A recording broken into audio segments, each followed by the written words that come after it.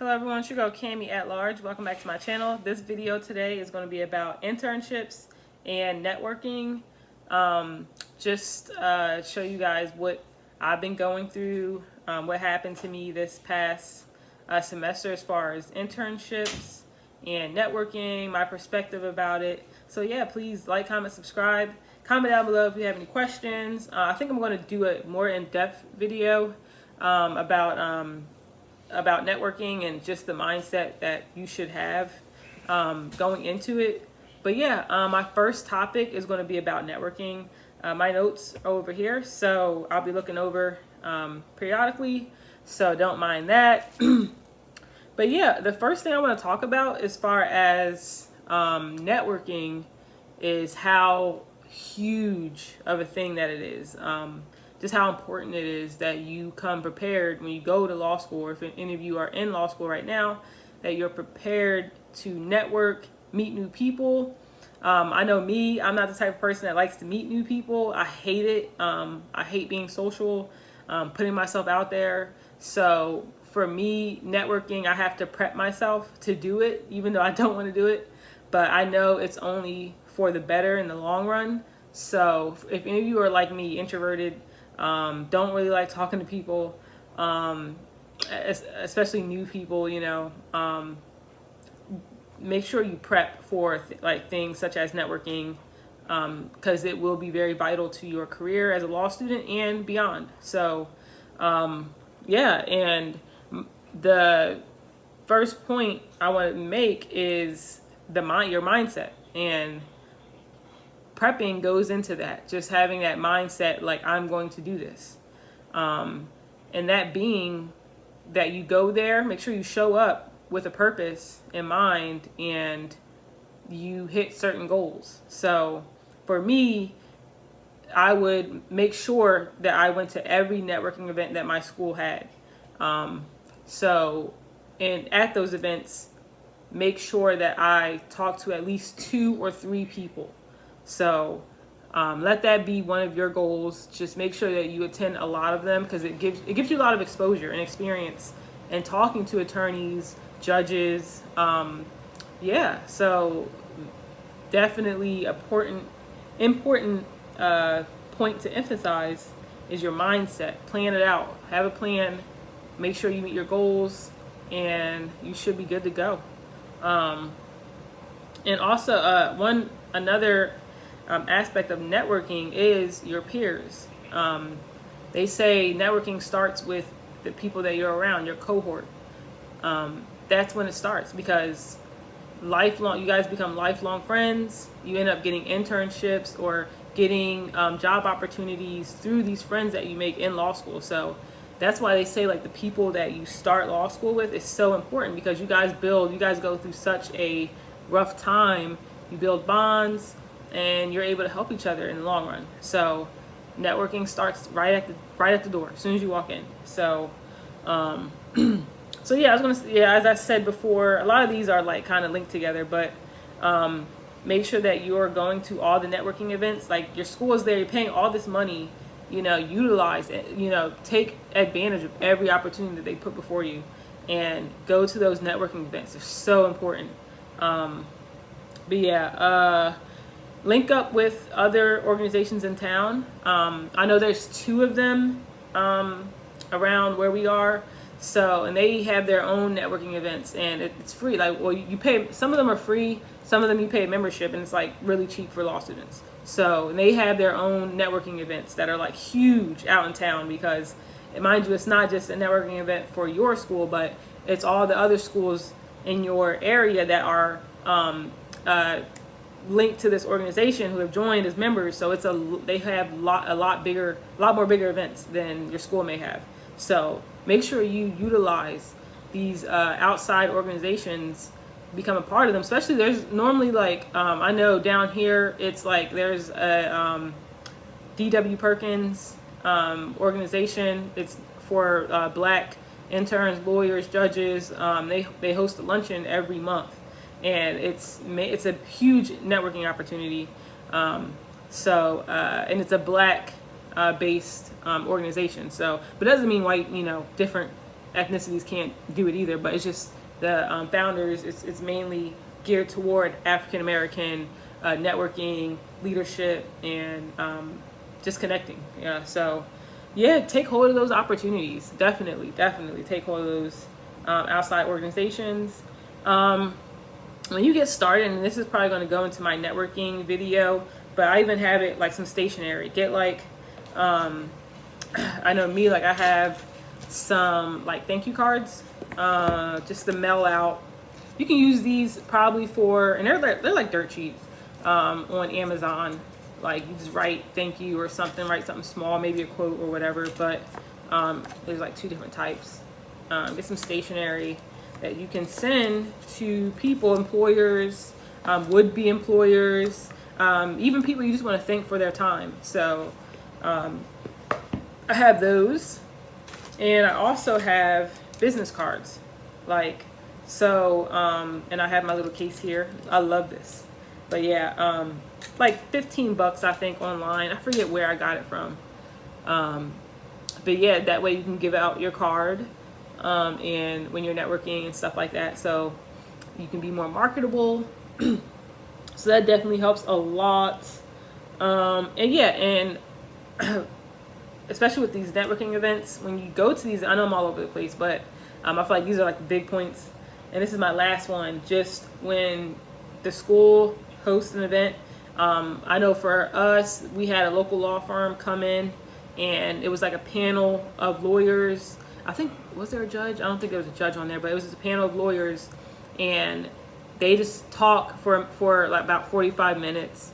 They'll just talk about what they do and what their role is in the law firm and how they started out when they were law students and stuff like that. So it's about 45 minutes to an hour, give take. And as you're there, make sure you take notes. This will help you a lot as far as networking afterwards. Because after like the 45 minutes to an hour that they're talking, they normally open up the floor and everyone goes up and starts talking to the attorneys. And you taking notes, you'll have something to talk about. It gives you some good talking points. You see something similar that they brought up. Like one of the attorneys that was at this event was an employment law attorney. And I'm very interested in that area. So I definitely wrote down some questions as he was talking, and I knew that I wanted to talk to him afterwards about potential opportunities, just how, and networking doesn't even have to be for, I mean, that's the main goal of networking, but it doesn't even have to be for that. It can just be just to get some exposure, just talk to them, just to talk to them. It doesn't have to be an end goal or give me a job or anything like that. It doesn't have to be about that. So yeah, just me, I just went up there just to talk to him, just to see what it was like and potential opportunity. But just to talk was just really good. Like for me to just go up there and, you know, everyone's nervous. But yeah, once you break through the first time and just get up there and be yourself and talk to them, like they're really down to earth. You'll realize that a lot of them love to laugh and make jokes and all that other stuff. So, yeah, it's really, I think networking comes down to showing them who you are and showing them that you're a person and that you have feelings and that you're funny too, and that where you come from and what you like, and learning about them and figuring out what they like, you know what I mean, and where they came from, and if you guys have any similarities, you can talk about that. So networking is very important, and I hope those few tips would help you guys in the future with networking. As I said, I'm going to make another video, go more in depth with networking, and because I feel like there was a hurdle I had to overcome just to put myself out there more than what I've talked about today. Like I barely scratched the surface. So I will in the future definitely make a separate video about networking, and I'm only going to touch on it lightly today. So that was my first part of this video, networking. The second part is about internships. So many of you don't know, but I was fortunate and able enough to be offered not 1 but 2 paid internships for the summer.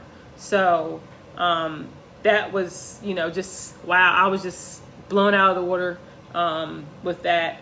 And many of you are probably wondering, like, how do I land an internship if you are pre-law school? or maybe you're about to be in your first year. And what advice I have for you is that just put yourself out there. Like me, when I started 1L, I had the mindset of, I'm going to get a job. You know what I mean? Like that was my main focus, was let me get some experience, whether it be volunteer or not. Let me put myself out there and try to get some experience. So yeah, my school has a posting where they post jobs, and I got my first internship at a legal aid office. I'm still working there now, and I work in the consumer advocacy and litigation unit. So basically just helping people with foreclosures, helping people with the Fair Credit Reporting Act who have cases of a debtor trying to collect a debt, and they've made some violations of some sort. So I assist in that area. Granted, I'm only an intern, but I do a lot of case law research and a lot of there's no way to put it into terms, but a lot of data entry. That's the first one, and I got that simply from my job my school having that job posted on the website, and I simply applied for it. I think I had to write an essay. They had a few questions, and you had to basically respond to the questions. And and I was selected out of, I don't know how many, but I was selected, thankfully, to be the intern that they chose. So, and I think I'll be featured in their newsletter or whatever. So that was very exciting for me. And the second one simply rolled off of the one I already had. I was fortunate enough to a magistrate. I was introduced at a luncheon, and one of the magistrates there asked me to sit in on some of her hearings that she had coming up. And she works in family law, and asked me to sit in on a few hearings. So I did virtually, and one of the attorneys that was actually at the hearing noticed that a law student was observing and asked if I wanted an internship at his law firm. So, which I could not do, because it was just having this internship alone is, the first one was kind of already piling up. A lot of work was piling up, so I couldn't take it, unfortunately. But, just to have the offer was really amazing, and I'm still baffled at how things rolled out, because I really didn't think that I would get an internship my first year, let alone a paid one or 2 paid internships offered to me after the first year of law school for summer. So that is nothing but God. I had to really take a step back and just be like, wow, I can't believe that this happened. So, but yeah, that's basically, and that internship was basically a family law firm, basically a family law firm. So, and they just represented mainly couples or separated couples over child custody and stuff like that. So, I would have been in that area. But yeah, that's the 2, and that's basically what I'm doing now. Is just, I think I'm going to submit a few clips of my first day of my first internship. It's really cool. It's downtown. I've always wanted to work downtown, so it was pretty cool having to commute there. I think I only did it for a few days, and then they asked me if I wanted to go remote, especially during COVID right now, and I was like, yes, please take. I don't feel like driving because parking downtown is crazy. So I did that. So I'll submit a few clips in here somewhere, probably right now. Okay, so I'm not really sure what to wear. I've been contemplating all day. Yesterday, and still can't find anything. So we'll see what happens. Okay, so I'm all dressed up and ready to go. My eyebrows look crazy, but on my way to my internship, and I will get back with you guys and let you know how my first day was. All right, wish me luck. Okay, so I'm gonna do a quick, here's my bag. I have my stuff that I need, and I brought my iPad, the laptop. I don't know if I brought puzzles, because if anyone knows me, I love to do like word puzzles and stuff. So I'm trying to figure out like on break, I don't know what's going to happen. So yeah, all right, that's what's in my bag. All right. Hey everybody, I'm in the elevator getting off to go, and I am wait, how do I leave here? Also, the courthouse is right there behind, you see. What's the second thing? The second thing is that I want to talk about is as far as internships, jobs, is if any of you have the opportunity to be a part of moot court or mock trial, law review, many of those have membership exclusive job offers, even organizational job offers. And I probably should have added this part in the networking, but it's kind of intertwined with both. But for instance, I was able to get on moot court, and